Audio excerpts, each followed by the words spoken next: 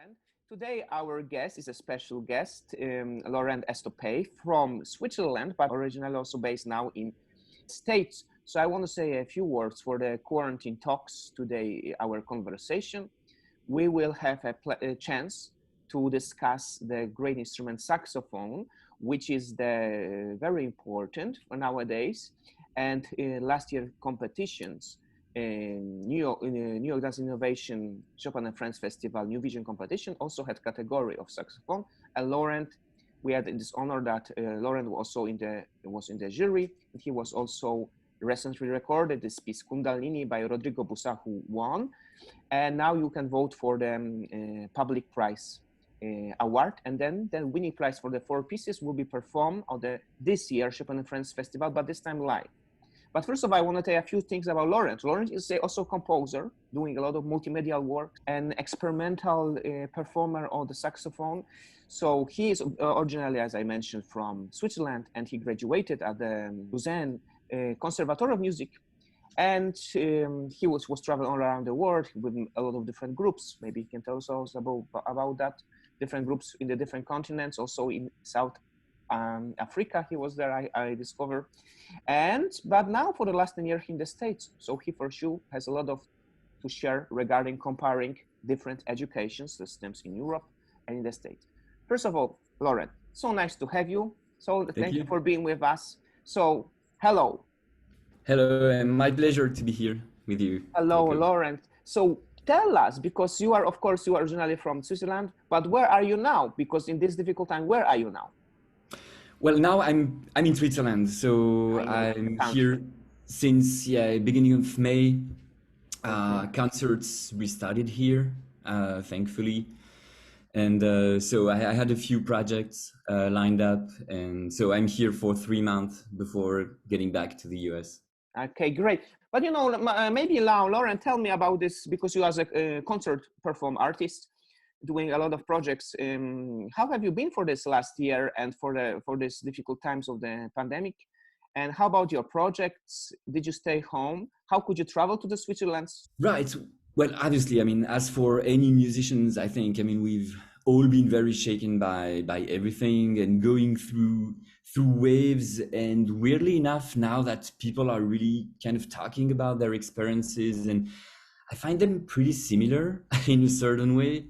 Obviously, different things happened for everyone, but still, I think it really went, as I said, with different waves.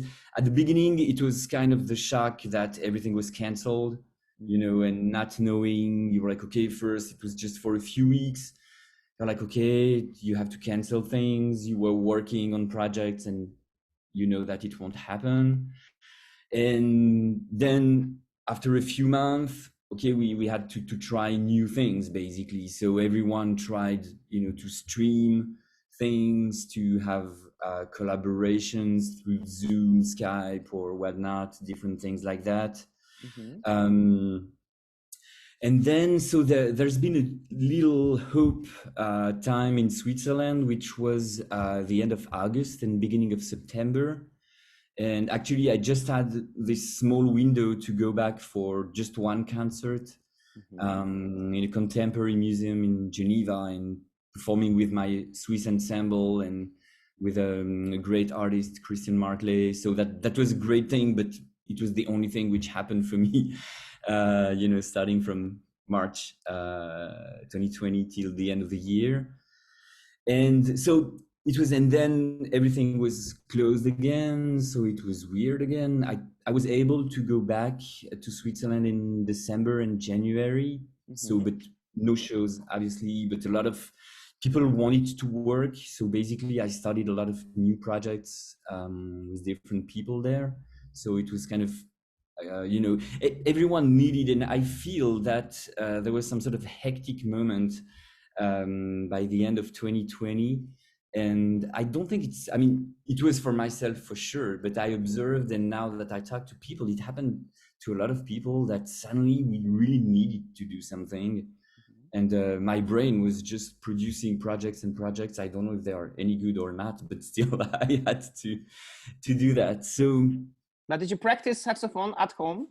Yes, Yes, of sometimes. course. Yeah, All more the than time, ever, right? of course. All the time. Yeah, I practiced a lot. I recorded a lot. Mm-hmm. As I said, I started some new projects. I mean, it was really going in, I mean, for me, in tons of different directions. But it's hard to tell if it's, I can't tell now if any of this was positive or not, you know, and if the work thought, produced, composed is any good or not at this point. It's really hard, actually. But Laurent, you know, I also want to ask you, how did you find out the surrounding of this time? Did you find it more difficult to find inspirations and more difficult than work than usually? Because a lot of artists actually had struggles. Actually, No? not really. I Not mean, really. my brain created things for me more than No, than more than before. usual, and I don't know if it was more some sort of a survival instinct or what, but definitely no. I mean, honestly, I have something like 10 albums ready to be to be released. That's wonderful. Some sort of weird project. I did this thing, for example, with this double bass player and also electronic and machine player, composer. His name is David Menestri. And during the full year, we sent files back and forth, either to have the other one reacting to that or to remix or to, and by the end, we have an album which is almost ready to be released and which is something like 2.5 hours long, and but which shows a little bit the state of mind I was in. Yes, for sure at the end of our conversation we'll listen some of those. We will select later to listen some of those your projects. But you know, now I want to go back in the history, and I want to go back to your beginnings of the story with the saxophone. So when did you choose saxophone? Was it your first instrument, Laurent? And why did you choose saxophone as your main instrument? So I started at age 10, so not very early. And actually my choice, so I was hesitating between the trombone and the saxophone, probably more or less for the same reasons. My parents were watching pop music shows and things like that on the TV, and I thought it was really cool to be, you know, to be the sax player, or the trombone was kind of pretty impressive to me, but still the sax player seemed like the good thing to do. So that's really my my very beginning. But that was your first instrument, or did you play other instrument before? No, I just, well, actually, I actually registered in, it was like some sort of a school related to a band. Okay. And so it was just wind instruments, and it was requested to have 6 months played on the recorder. So my very first instrument is the recorder.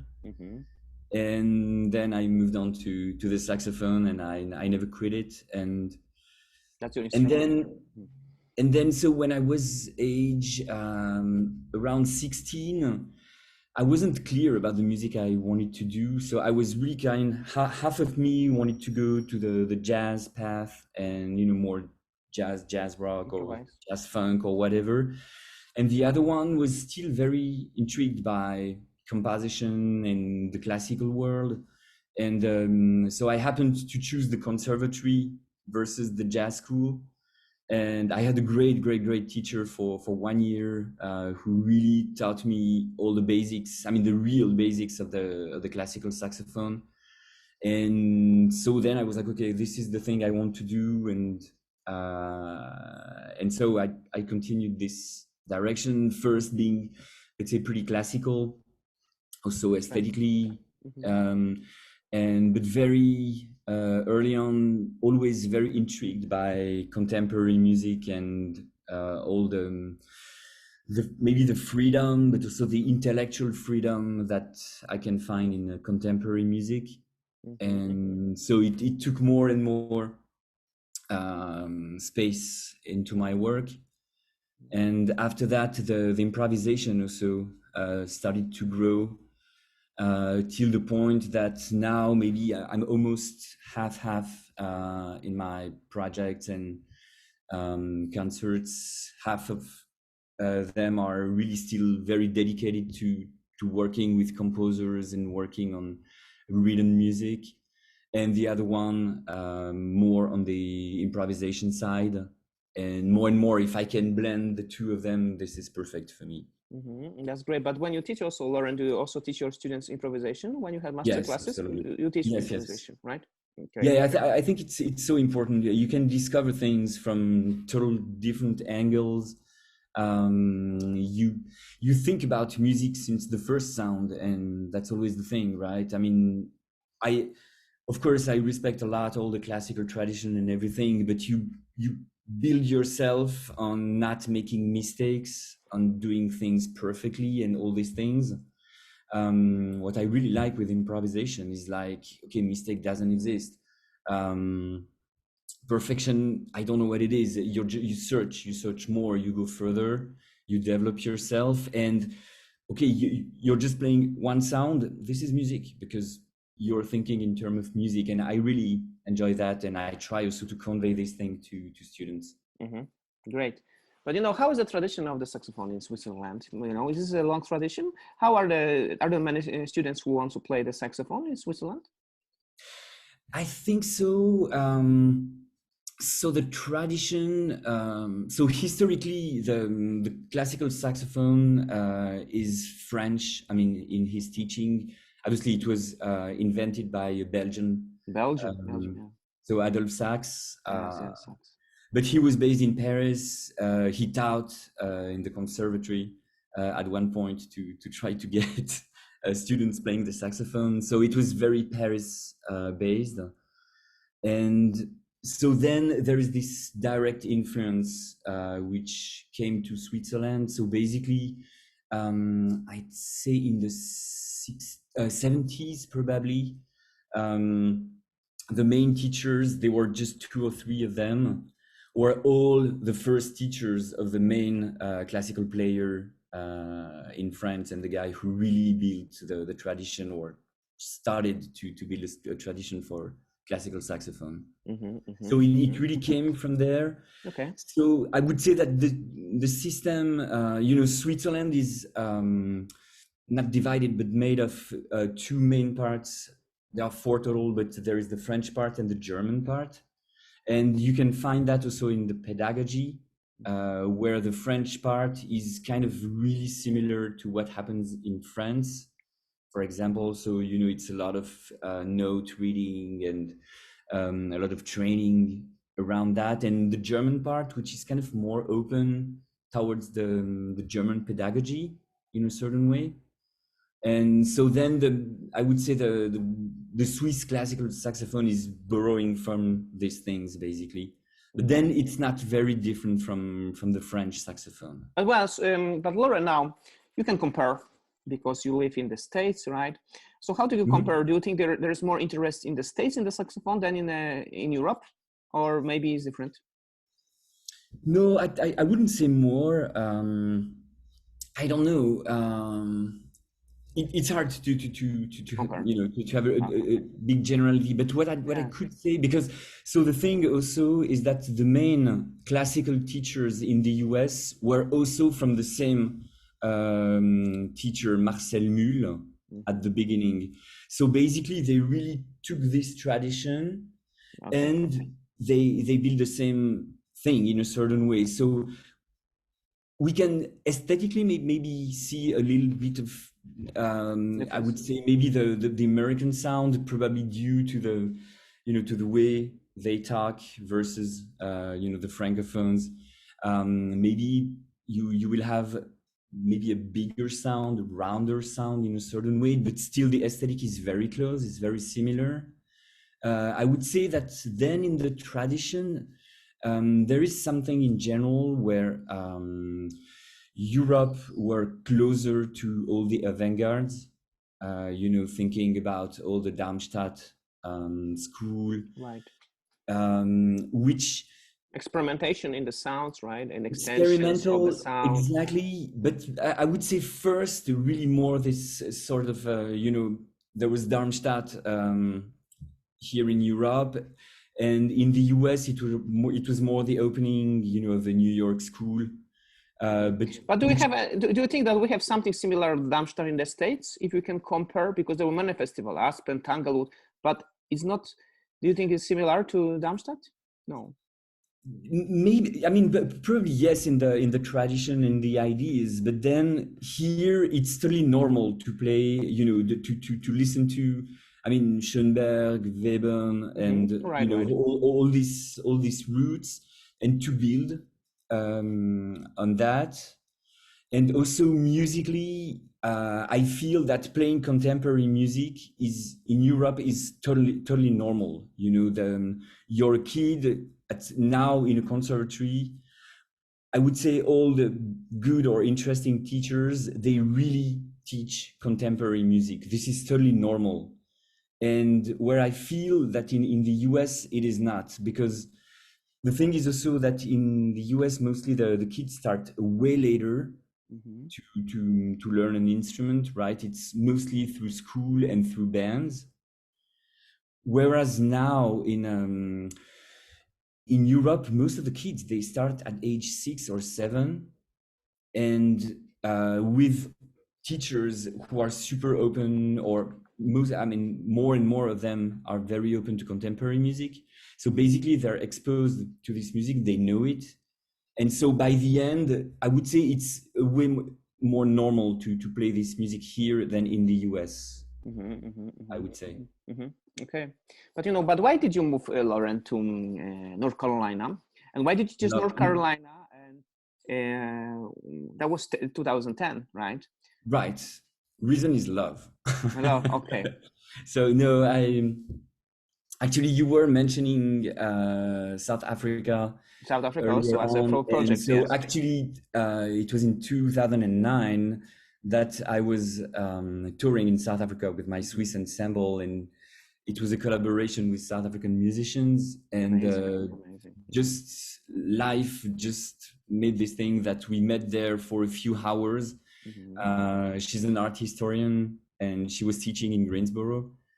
And so she was there because she was interviewing an artist in a festival, an art festival, and so we met, and the story, and that's the reason I moved. So okay, and then so I started to build something for myself in Greensboro, and I mean, unexpectedly, actually, things continued for me to happen in Switzerland and in Europe, and so that's why I'm going back and forth. But this is hard for you, Laurent, now to travel regarding all the restrictions. What is hard for you, or no problems?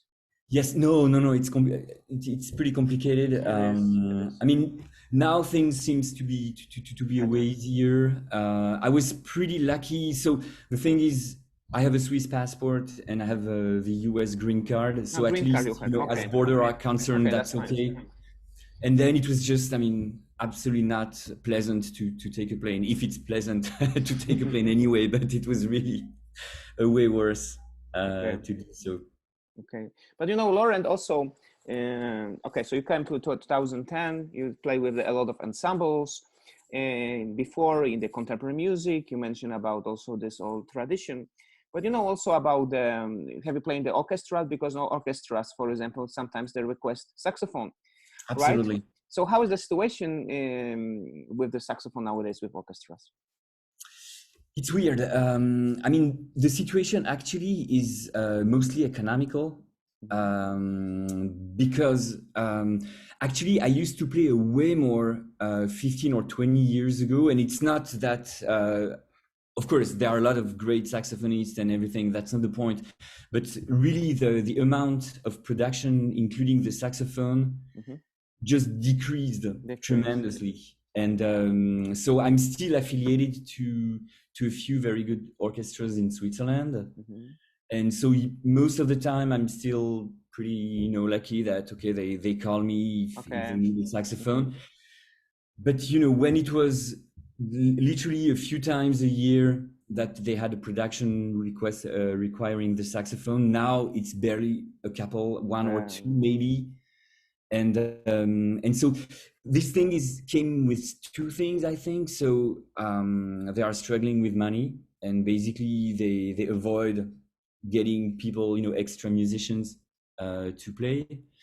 And also in a certain way, the repertoire also kind of stepped back a lot, because they need to have people at their concerts. Right. And they are more and more afraid of contemporary music, actually. How about wind bands? But how about wind orchestras? Have you played? What do you think about wind orchestras? I have, but there aren't, to my knowledge now in Switzerland, there is no professional wind band. No, the same in Poland, orchestra. the same in Poland very much, very little tradition, right? Very little. Right. But in the States, there are tons of those wind orchestras, right? Well, that's true. That's true. And of course, the question here, it's clear. The saxophone is in, and it is. But it's interesting. It also depended a lot on both on the economics of an orchestra, and also just some composers. I'm thinking, for example, in the Netherlands in the 80s, for example, they had quite a lot of money for new pieces. And also the audience really wanted new pieces for orchestra. And there were people like Louis Andriessen, for example, who really loved the saxophone, and he was putting saxophone in all the pieces and, creating a dynamics. Then other composers would do the same, and orchestras were okay to pay for extra musicians if there was a commission or something like that. And all these things, they don't exist anymore, I think.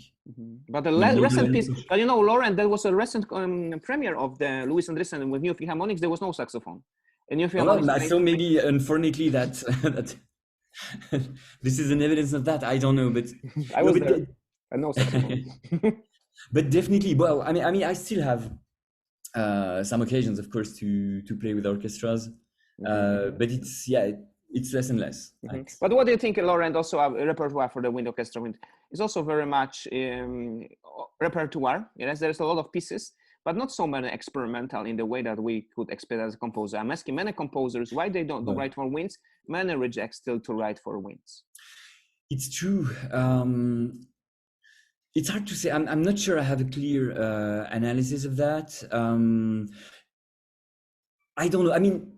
Still, we can say that an orchestra, almost by definition, is kind of conservative.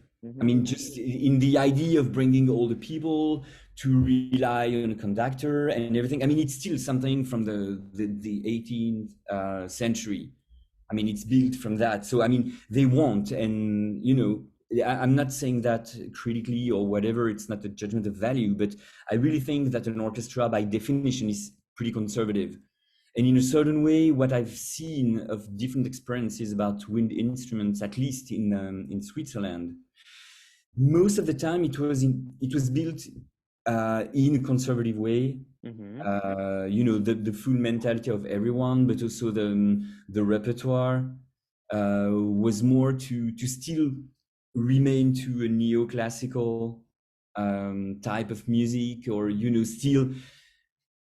still the traditions of harmony, rhythm, melody, and all these parameters. And I don't think, people who are willing to experiment, to go further in the research with their instrument, most of the time it happens in kind of small formations and more chamber or formations. Okay, that's interesting topic to talk also with conductors about this issue. But Laurent, we are talking very much about the saxophone. Maybe now is a good time that we had this competition for the 4 wind instruments. I want to say a few things about that, because it was also an experimental idea, because there was a quarantine time and we had a meeting here with the festival, and I was thinking very much, we don't have so many pieces for the winds instruments. We all have a lot of strings. Why don't we make for the solo instrument? And trombone, horn, saxophone, and trumpet. And I have to say, after that, I have realized that the most submissions from the contemporary composer were for the saxophone. So saxophone was the most beloved instrument from all of the other instruments. But I want to ask you also about this winning piece, because I recently interviewed in Brazil Rodrigo, who won for the Kundalini, the piece that he wrote for the alto saxophone. By the way, he's going to write other series for the different instrument, baritone, tenor, for the other Kundalini. So he's going to make all the series of those pieces. But he also mentioned that you have your own interpretation, own way of fingering. So how do you work on the interpretation on the new pieces? And maybe if you can also share regarding Kundalini. Yes, absolutely. What I try since the very beginning, I'm performing. I'm sorry, I'm practicing a new piece.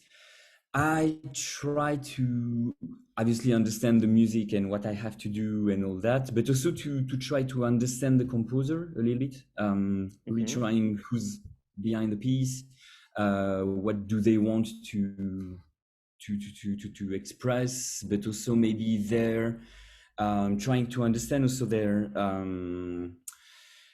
contextualization of their music, basically, right? So trying to understand a little bit the aesthetics, and if they know very well the Mm-hmm. instrument. I mean, I try to have all these parameters when I start practicing a piece. And usually what I do is first just obviously technically trying to work till things work more or less. Some are so difficult to do. And after a while, trying to step back a little bit and trying again to understand now, okay, what is this piece? Trying at least to project what the composer wanted, and then also what I want from this piece, because um, I I always think that context is very important when you play a piece. I mean, some pieces work very well in some room, in some venues, in some context, and they don't work in another context, maybe for different reason, acoustics, distance to the audience, and different things like that. So for me, it's really important also to not only play the piece. Okay, I play the piece and that's done, but also I try to understand in the future, what am I going to do with this piece? Where do I want to perform it, and why, and all these things? And so then I try to combine all of this, and yeah. So and after that, also trying to understand. I mean, to make a balance between what I want to do and what I want myself to express, and again, the composer. I mean, I always think. For me, it's always a triangulation between the composer of the piece and the musician, basically, and always trying to think about this energy. Of course, but Uh, Laurent, when you work on the new pieces, you have to find your own fingerings. You have to do a lot of also new things because for the particular sound, of and course, each instrument might be different. sometimes. So sorry, just to go back to your question. It's true that sometimes it's a little bit from one instrument to another. Mm-hmm. Also the material you're using, and also the players themselves. It's interesting because the first time I just recorded some sort of a demo, just the sound that I sent to him, and his first reaction was like, "Wow, but what's your instrument? Because it doesn't sound like the other instruments. Oh I can yes. hear other frequencies and things." And that's funny because actually I play a handmade Italian saxophone that not a lot of people actually play, and which is actually very different And in unique, their unique aesthetics of sound. sound. Yes, and sound is different. Yes. And that was really interesting to me, that it was really his first thing. It was like, wow, I never heard this sound or this sound from this piece. And so that was kind of interesting. So also saying what was interesting, I discovered that actually his piece, which was written in, the first version was written in 2014, I believe, Yes. actually had already a pretty good live played by several saxophonists. I had no idea when I chose it, Mm-hmm. when we chose it When it shows, we didn't know. We had together no as a idea. It was jury. anonymous. It was anonymous, right? Right. So really, I had no idea about that, and but then I wasn't surprised, of course, that the piece had this live also evolved. That was also interesting because he revised the piece 4 years later. Different Um, saxophonist, right? That's Also changing some small things, some fingerings and things, and but just in general, it's true that uh, I would say 90% of the time the fingerings provided on a score, they work. Maybe they will be a little different from one instrument to another, but I mean, honestly, no one will really notice, and even other composers, I think, most of the time. But still, then you have a few persons where you're like, okay, but actually, if I take these fingerings instead of this one, probably it's going to sound better, or maybe it could be, so that's why actually I had some differences. That's great. That's great. Because Rodrigo had a little was hesitating because always he can't do other versions because of the different saxophonists, because different saxophonists would find some different maybe fingering. That's why also she was working with the different saxophonists, although tiny details are actually those few percentage of the piece maybe, which is actually free. But I think it's great because that's also the way of interpretation. When you leave a little bit percentage, then you can have so many ways of the performing of the piece. But absolutely. And it was very interesting because so when I started really practicing the piece, I discovered that there were a few versions, available on the internet. And okay, I was curious, obviously, just to listen to them. But usually, I don't really like to listen to a version when I'm really practicing and learning the piece. The new piece, of course. But it was really interesting because this piece is, can sound a little bit abstract, or at least, of course, very few notes are really pitched. So basically, he found a way to use the instrument that you hear more frequencies than you really hear actual pitches, or for sure there are most of them are not tempered on the scale. Mm-hmm. But what was interesting is that, so I was listening to these saxophonists and I was like, wow, they play so fast, they play so well and everything. And really, I was honestly saying, why am I working the piece? I did my best. But what was interesting is that after, dozens of hours when you practice a piece like that, suddenly, okay, you hear absolutely everything, absolutely everything. And suddenly I hear the other versions again. And suddenly I hear, okay, but it was suddenly very interesting that I could really hear every single note, of the piece. Now I know them perfectly. And I can really tell when someone did one thing or another. But one thing, and I also said that to Rodrigo, I think it's, to me, great pieces are when, at the same time, when it's performed by different musicians, still the piece remains. Of course, the composition is here and you can hear the compositions, but also the musicians have the space to express themselves and to find their way. And at the end, you really have different versions you can listen to. And I think really this piece totally succeeds in this idea. Yes, great, for sure. But now we are talking very much also about those recordings. Maybe it's also, tell me, Laurent, we can choose some of your restaurant recording. I found out, you can see down below our conversation, that there will be your link to your website. You can find a lot of recordings. But I was thinking very much, maybe it would be good to present for the people something of your restaurant. At the plants, I found the video. So maybe can you tell about this? What do you think if we play this? And you can say about this piece, if you think. Yes. So this piece is more. So the first input came precisely from this saxophone maker, and just asked me if I had a recent video to send to them. And actually, it was about 1 year ago or something like that, and I didn't.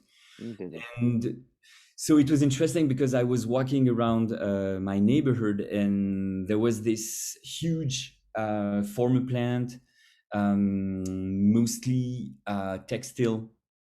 I'm in a region where there are tons of former or actual textile factories. And so this huge thing, usually there is a gate and you can't access to the site. And at one point, suddenly the gate were open. And I was like, wow, this is so great. I want to play in this place. And actually, first I went and played with the musician I mentioned, David Ministry. So we played duo, playing very far apart because it was really the very heart of the quarantine and everything. And it was kind of, at the same time, we felt kind of illegal to be there and kind of a little scared, I have to say. But still, this place is really inspiring and it's kind of beautiful. And so then when Rampone Cazzani asked me if I had a video, I was like, okay, I'm going to go to the plant and just improvise. So basically, it's a short piece. It's total improvisation, and Based kind on of the, responding on the surrounding, right? On the exactly on the landscape. surrounding and the acoustics, which is really fantastic. So it's really more kind of a moody moment, you know. There, it's not a composition; it's just an improvisation, but which is also destined to be pretty easy to listen to, I think. So you see very much also, this is a very important topic, that architecture and the landscape, it's art that can inspire composer a lot for the for very much for the music, you know, architecture. So it's also a point for the starting improvisations, because for sure, if you would perform in a different space, you would have the different improvisations. So the surrounding, when the concert happens, is a part, always very important part of the performance. Oh, this is the main part. I mean, it's true. I mean, as I said earlier, or not exactly like that, but to me, the context is the main composition of a concert. Should be like this. So I suggest, you know, Laurent, that we listen this piece at the plants, right? So I wish you, thank you very, very much for all of pleasant conversation. You know, I wish you all the best projects for the next year, you know, more live, a lot of live, also maybe with orchestras.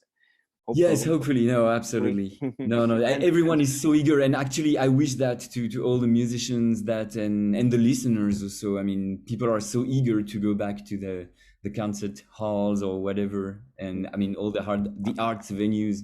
After such a long time, you know, without having those absolutely concerts. We really miss that a lot, you know. Yeah, absolutely. But you know, for the next, but what is your next project now? What are you working on?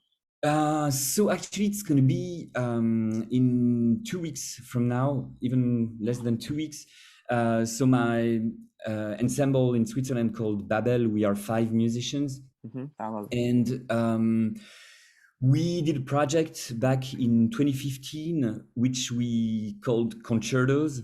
And so the idea is that we are the orchestra and we invite an improviser to play with us. But we are the orchestra, so we need some composition. And what we did is to base a piece on different cells, actually 25 cells, that we call. Everyone is free during the concert to call a number, and we all jump into a new cell, into a new music. So we know more or less the essence of the piece, and then we are free to move out of that. And so we played this piece a few times, including with great musicians from New York, Ikwe Mori and Sylvie Courvoisier as well. And now we are reworking this piece. So we are recomposing new cells with a viola and singer player from Zurich. Her name is Charlotte Hoog. And we'll have a small tour in Switzerland, in Zurich, Basel, and Lausanne. So I wish you have a great success with this project. Yeah, thank you. Yeah, thank you. So all the best, Laurent. Very excited about that. Great, sounds like a great project. So, and of course, much more after that. So, yes. Laurent, again, thank you very much. And now we're going to listen to this at the Plants improvisation. Have a great day. Thank you. You too. Thank you, Laurent, for the record, everything. Don't forget and thank you for the all this great competition. Don't forget to vote for the choose your pieces. Yes, all the best for all the participants, and thank you for the great job. Yeah, no, of course, all the pieces are good. Yes, thank you. So Laurent, have a great day. Bye bye. Bye bye. Thank you. Bye bye. Bye bye.